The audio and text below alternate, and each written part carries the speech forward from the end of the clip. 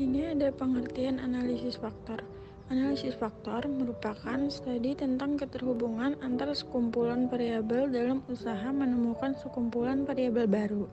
Variabel baru merupakan persekutuan dari beberapa variabel asli, sehingga banyak variabel dalam kumpulan variabel baru yang tercipta lebih sedikit dibandingkan dengan banyak variabel asli. Jadi, istilah analisis faktor merupakan teknik analisis yang digunakan untuk membedakan beberapa jenis varian. Sedangkan istilah faktor dimaksudkan sebagai varian persekutuan. Analisis faktor digunakan dalam dua konteks. Yang pertama yaitu analisis faktor untuk kepentingan eksplorasi, yaitu pengguna analisis faktor hanya untuk menemukan variabel persekutuan. Pada konteks kedua, analisis faktor digunakan untuk kepentingan konfirmasi, yaitu untuk mendukung atau menolak hipotesis yang disusun peneliti tentang variabel persekutuannya. Sini ada fungsi analisis faktor. Fungsi dari analisis faktor antara lain yang A. Menentukan himpunan dari dimensi yang tidak mudah diamati dalam himpunan variabel R faktor analisis. Yang B. Mengelompokkan orang-orang, misalnya responden kuis, ke dalam kelompok-kelompok yang berbeda di dalam populasi. Q. Faktor analisis mengidentifikasikan variabel-variabel yang digunakan dalam analisis lanjutan, regresi, kolerasi, atau diskriminan.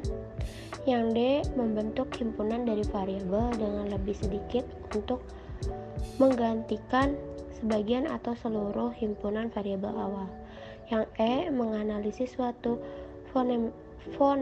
fenomena dengan data yang sangat besar. Yang F.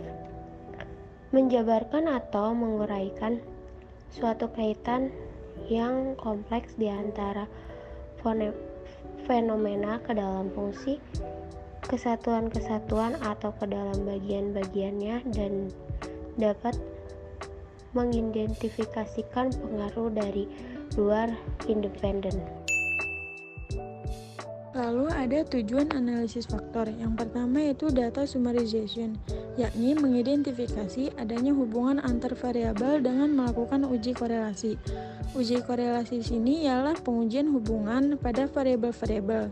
Jika hubungan antara variabel-variabel tersebut kuat, maka dikelompokkan menjadi satu faktor. Jika tidak, maka dikelompokkan pada faktor yang lain, sehingga tidak ada hubungan korelasi lagi antara faktor-faktor tersebut. Lalu ada data reduction, yakni setelah melakukan uji korelasi, dilakukan proses membuat sebuah kumpulan variabel baru yang dinamakan faktor untuk menggantikan sejumlah variabel sebelumnya. Berikut untuk contoh kasusnya, yaitu berkenaan dengan pemerintah Kota Bandung yang bermaksud mendirikan terminal terpadu di daerah Kota Bandung. Pihak Pemkot bermaksud untuk mengidentifikasi faktor-faktor yang harus dipertimbangkan dalam merencanakan dan membangun terminal terpadu dengan menggunakan metode analisis faktor.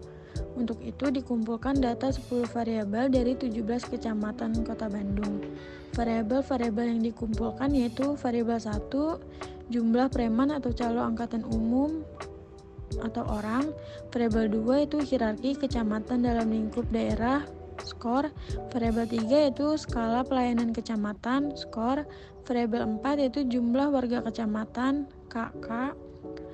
Variabel 5 yaitu jumlah tenaga kerja yang tersedia, orang. Variabel 6 itu luas lahan milik pemerintah yang diperuntukkan terminal, HA.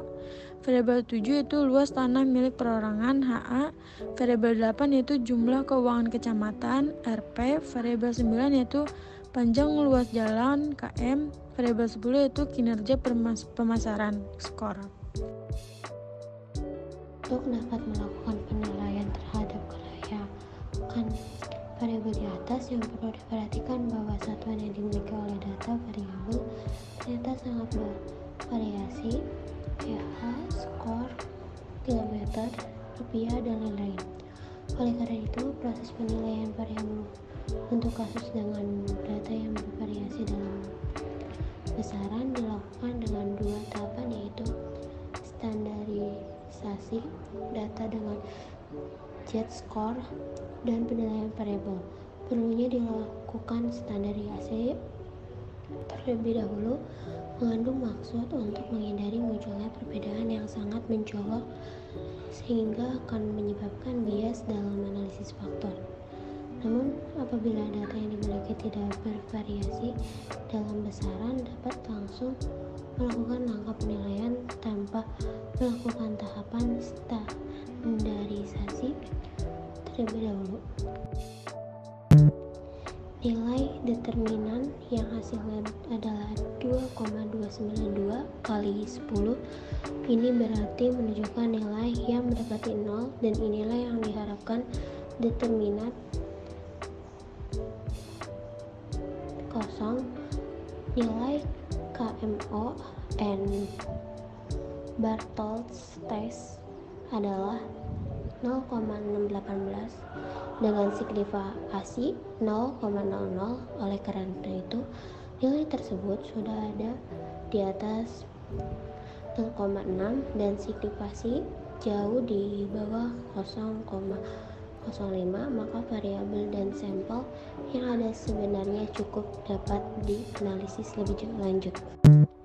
Bagian anti-image correlation khususnya pada nilai kolerasi yang bertanda A arah diagonal dan kiri atas ke kanan bawah. Nilai MSA variabel jumlah preman atau calo angkutan umum 0,736, variabel hierarki kecamatan dalam lingkup regional 0,755, dan seterusnya untuk variabel yang lainnya.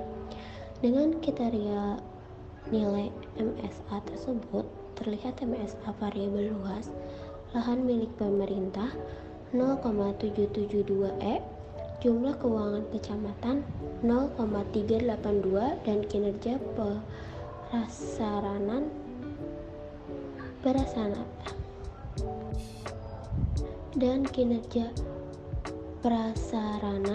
0,360 tidak memenuhi batas 0,5, maka variabel tersebut dikeluarkan dan perlu dilakukan proses pengujian ulang. Setelah dilakukan ekstraksi, tampak dalam tabel di atas bahwa faktor yang terbentuk sebanyak 2 faktor dengan masing-masing mempunyai nilai eigenvalues 4,956 dan 2,434. Sesuai dengan definisi eigenvalues, berarti kita dapat mengetahui bahwa faktor 1 beranggotakan 4,956 variabel dan faktor 2 beranggotakan 2,434 variabel. Tabel di atas memiliki adanya 9 komponen variabel yang dimasukkan dalam analisis faktor dengan masing-masing variabel memiliki variansi 1. Maka total variansinya yaitu 9 kali 1 dengan jumlah 9. Sesuai dengan faktor yang terbentuk dan jumlah variansi masing-masing variabel yang diketahui, selanjutnya dapat dijelaskan oleh masing-masing faktor maupun oleh keseluruhan faktor yang terbentuk. Pada variansi faktor 1, 4,956 dibagi 9 dikali 100% dengan hasil 44,066%. Pada variansi faktor 2, 2,434 dibagi 9 dikali 100% dengan hasil 27,046%. Artinya bahwa sebesar 44,066% variansi dari variabel pembentukan faktor 1 dapat dijelaskan faktor tersebut, dan sebesar 27,046% variansi dari variabel pembentukan faktor 2 dapat dijelaskan oleh faktor tersebut. Sedangkan total kedua faktor tersebut akan mampu menjelaskan 82,122%